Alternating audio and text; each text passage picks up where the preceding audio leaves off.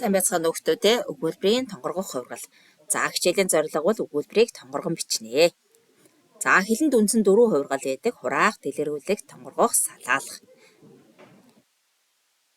Тонгоргох хувиргал гэж юу вэ? За эхийн доторх үг өгүүлбэр, зохицолборын байрыг өөрчлөх, сэлгэх зэргээр эхийн утга санааг төдийлөн өөрчлөхгүйгээр солин найруулж чихийг тонгоргох хувиргал гэдэг. За хамгийн эхлээд бид нар тэгвэл өгүүлбэр гэж юу вэ? Нэг ба хэд хэдэн үйл явдлын тухай мэдээлэх, харилцах зорилгоор үг, бүтээврийн утга бүтцээр нь сүлжин холбосон харилцааны багна гэж өгүүлбэрийг нь. Өгүүлбэрийн хувиргал гэхээр өгүүлбэрийн гишүүдийн нэмэх, хасах, байрыг нь хөдөлгөн сэлгэх, нэг үг гэлгийг нөгөө үг гэлгээр солих, нэр ба үйл гишүүдийг хувиргах, үүргийг нь солих зэргээр өөрчлөхийг хэлдэг байна. За эндээс бид нар тэгвэл энэ үндсэн 4 хувиргалаар бүтээвэр, үг, бүтээвэр, их өгүүлбэрийг хувиргаж болдог. Өнөөдөр бид нар тэгвэл өгүүлбэрийн хувиргал үзэн тэр дундаа өгүүлбэрийн тонгоргох хувиргалыг үзэж байна. Өгүүлбэрийн бүтцэд орсон гишүүдийн байрыг сольж сэлгэх, үүрэг хэлцүү хэлбэрийг нь өөрчлөхийг өгүүлбэрийн тонгоргох хувиргал гэдэг байгаа. За тонгоргох хувиргалд хийдэг хоёр арга байна. Нэгт нь нийлмэл өгүүлбэрийн бүрэлдэхүүнтэх өгүүлбэрийн байрыг солино. За хоёрт нь тэгвэл өгүүлбэрийн гишүүдийн байрыг сольдог байна. За жишээдээ танилцсан хүмүүстээ. За нэгтэн тэгвэл нийлмэл өгүүлбэрийн бүрэлдэхүүнтэх өгүүлбэрийн байрыг солино гэхээр нутгийг нь таныг усыг нь шинж гэсэн өгүүлбэр.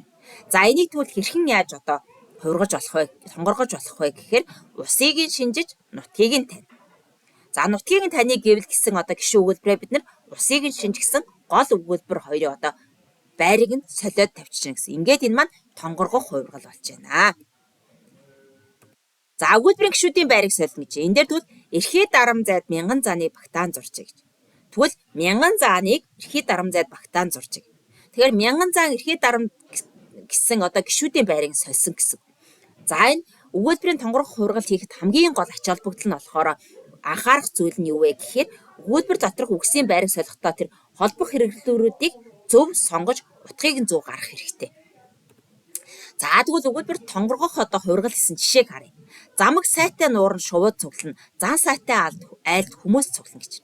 За тэгэхээр энийг шувууд замаг сайтай нуурн цугладаг юм байна. Хүмүүс зан сайтай айлд цугладаг юм байна. Нутгийг нь таныг усыг нь шинж, хүнийг нь таныг нөхрийг нь шинж. За энэ дээр усыг нь шинжиж, нутгийг нь тань, нөхрийг нь шинжиж, хүнийг нь тань. Цаг хугацаа гэдэг алдагдах тусмаа үн цэн нь өсөж байдаг эрдэнэс гэж. Алдагдах тусам үн цэн өсөж байдаг эрдэнэс бол цаг хугацаа байдаг. За түрүүний бид нэр эрхий дарам зайд гэдэг бид нэр авсан жишээ. За тагтаанд бүрдийн хүч байгаагүй. Бүрдийн хүч тагтаанд байгаагүй. Энэ бол мэдээж тонгорох хувиргал юм, тийм ээ.